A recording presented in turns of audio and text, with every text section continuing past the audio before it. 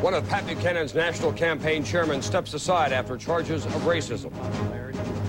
A Tennessee man, unconscious for more than 7 years, speaks and then undergoes a dangerous operation. NBC News in depth tonight, juvenile justice. Is it time to treat the very violent young as adults?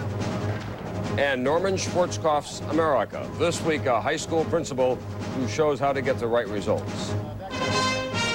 From NBC News, this is NBC Nightly News with Tom Brokaw. Good evening. As a leading candidate for the Republican presidential nomination, Pat Buchanan takes no prisoners.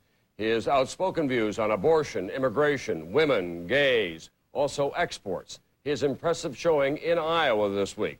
It's all led his opponents to charge that he's too extreme to be nominated or to be elected. Well, tonight, they have new opportunities to say, see, one of Buchanan's national co-chairmen stepped aside. NBC's Gwen Eiffel tonight on the charges. Pat Buchanan had been hitting his stride on the campaign trail until today, when he was forced to explain how a top campaign advisor came to attend a 1992 Colorado meeting with white supremacist leaders. Flustered and on the defensive, Buchanan said accounts of the meeting reported today by the Center for Public Integrity Research Group were overblown nonsense. These are vicious and false reports. There is no truth to them. I'm not going to run around investigating all these charges. I'm running for President of the United States. The advisor, Larry Pratt, is executive director of Gun Owners of America and author of a book titled Armed People Victorious. He says he did not know that leaders of the Ku Klux Klan and Aryan Nation were at the meeting. What is clear to me is that the effort is being made right now to do anything possible to stop Pat Buchanan. And even something as scurrilous as making charges that are completely groundless. Pratt said he speaks before such groups frequently, but is not a white supremacist. Everyone has a right to associate any way they want in our country, and that's his business. But when he becomes the co-chairman of a national presidential campaign, I think the public should be aware of this. In Washington today, Bob Dole didn't mind capitalizing on the surging Buchanan campaign's misstep. Larry Pratt's been giving me a fit for years, you know. He's the real right-wing extremist. Thank you. President Pat Buchanan. Dole's newest television ad in New Hampshire takes aim at Buchanan. She's too extreme, and he can't beat Bill Clinton. Buchanan said it was just a distraction, but distractions can hurt. And Pratt was moved quickly today out of his post in the Buchanan campaign. Gwen Eiffel, NBC News, Manchester, New Hampshire. Buchanan and former Tennessee Governor Lamar Alexander are determined to derail Bob Dole's run for the nomination, and both emerged from Iowa in shape to do just that. For Alexander, it was a chance to break from the pack. But what does he stand for? More on that now from NBC's David Bloom. Hope I'm shaking hands with the next president. Well, not as much as I hope so. For almost a year, Lamar Alexander toiled in obscurity, waiting for this moment. Now the media are watching, New Hampshire voters listening. I didn't think a thing about you until this week after Iowa, and I'm almost ashamed to admit that. The former Tennessee governor talks about new ideas, but the principal idea he's pushing is that he's electable. Remember your ABCs. Alexander beats Clinton, right? Alexander is a mild-mannered man, a moderate Republican with a radical plan to turn virtually all federal programs over to the states. One example, he'd scrap federal welfare programs. Let's agree today to cancel the food stamp and the AFDC program. That makes some voters here nervous. A lot of the social programs in this state are already at rock bottom. I favor bringing the money and the responsibility back. Alexander touts himself as a Washington outsider.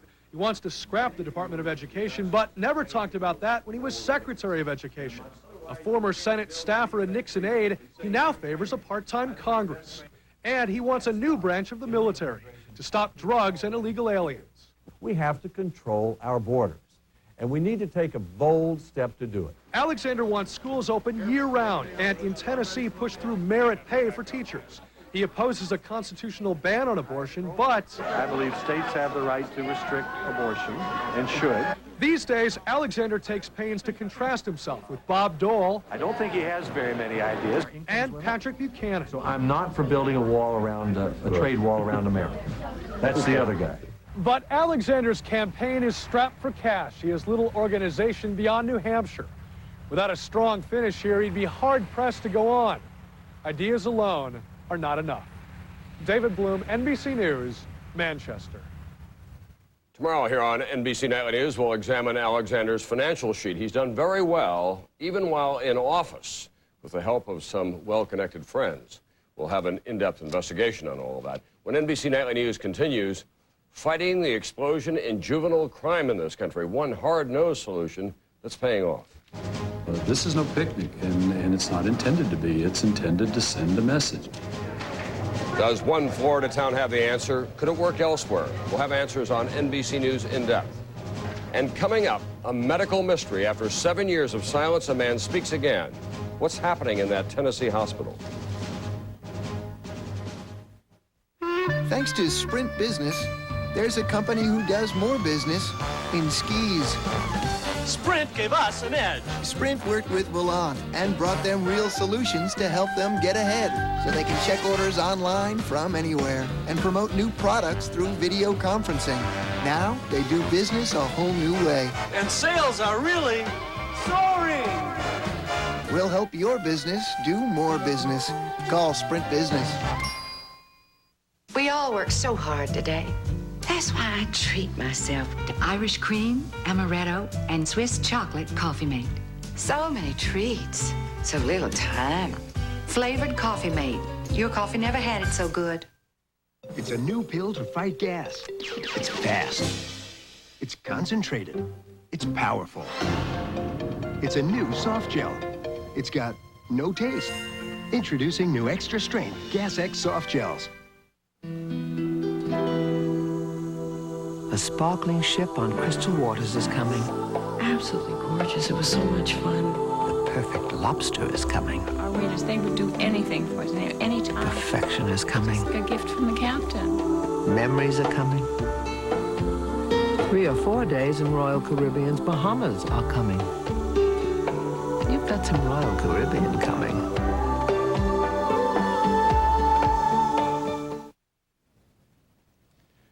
Sex and violence on television in the news again tonight. For years, critics have called on the major networks to rate their programs according to their content. Now, it does appear that the networks are ready to do just that.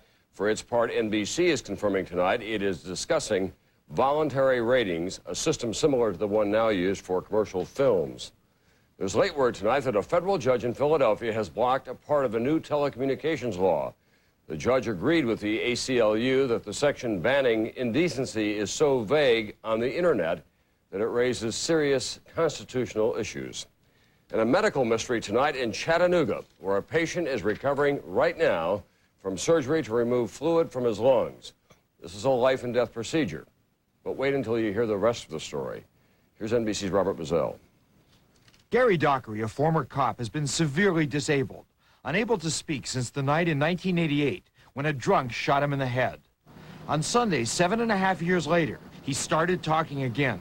For brother Dennis, word came with a phone call. To me, so I got the phone, said hello, and this voice comes across the phone and says, "Hey, buddy." And I couldn't believe what I was hearing. I could not believe it. I started screaming my brother's name, Gary, Gary. Dennis Dockery rushed to his brother's bedside with other family members. Once he started talking, he talked for 18 hours straight, basically nonstop. Early reports said that Dockery had been in a coma. He was not.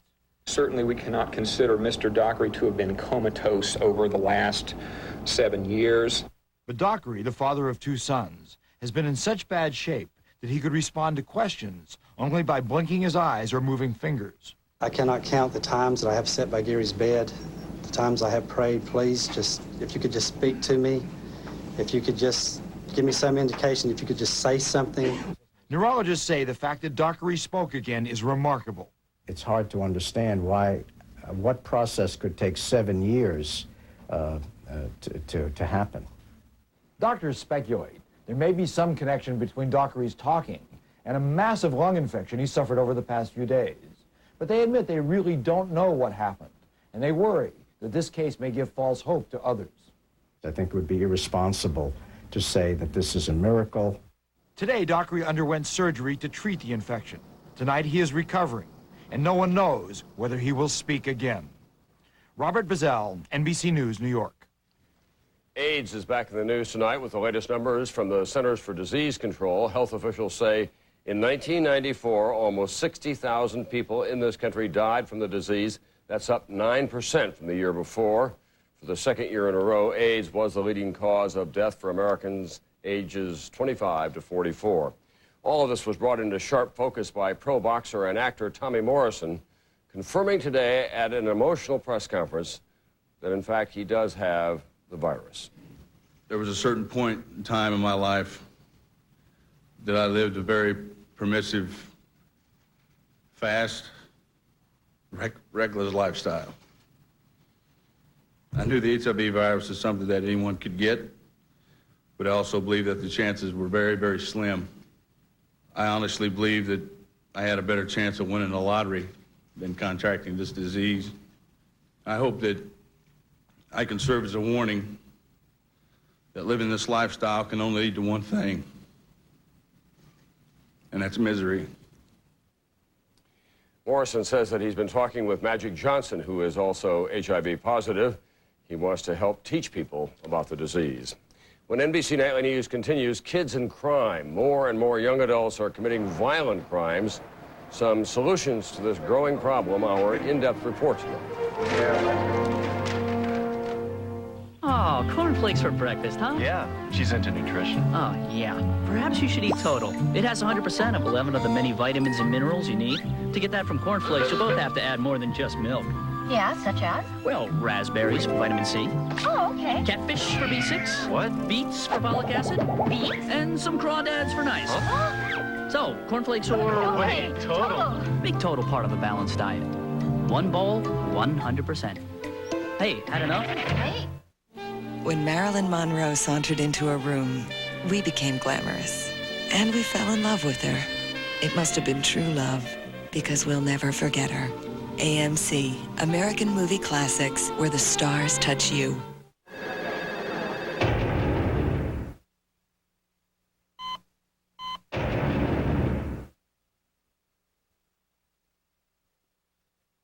Bayer, powerful pain relief, and so much more. A deep complexity, a seductive aroma, an untamed wildness. Every day gives UBAN the richness of gourmet coffee. But you don't have to be rich to drink it every day.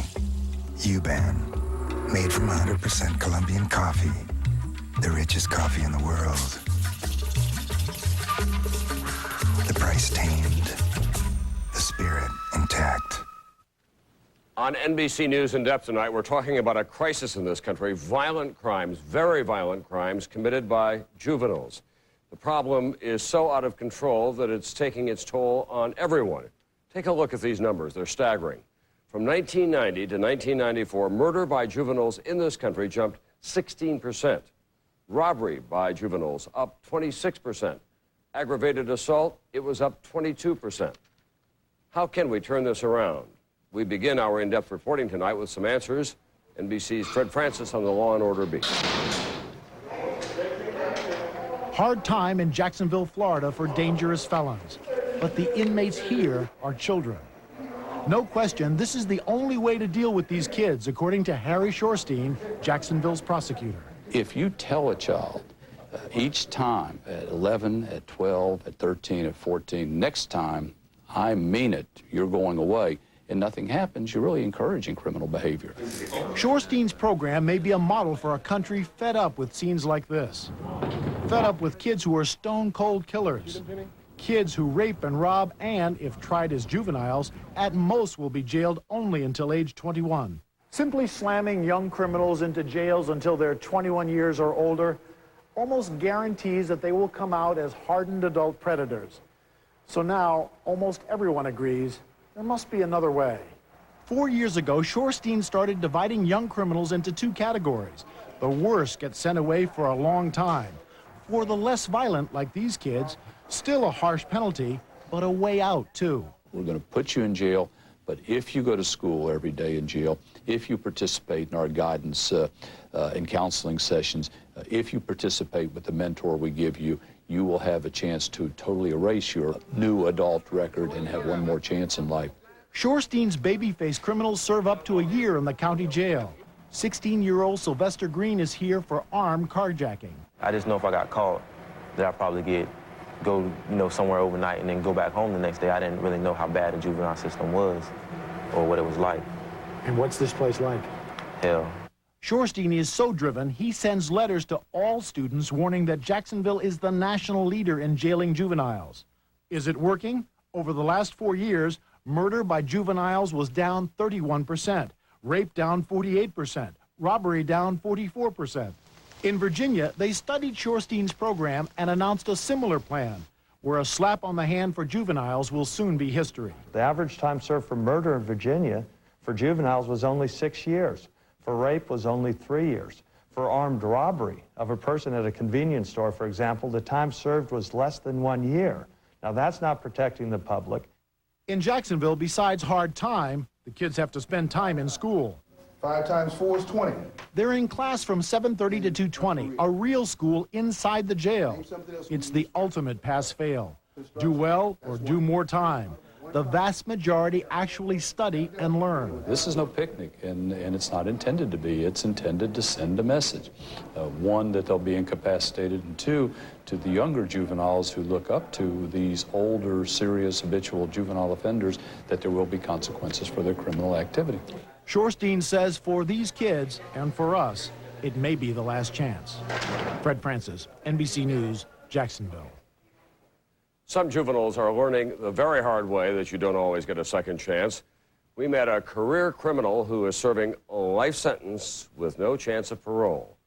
The story of Augustin Pena tonight in his own words. Man, this place is hell. The jury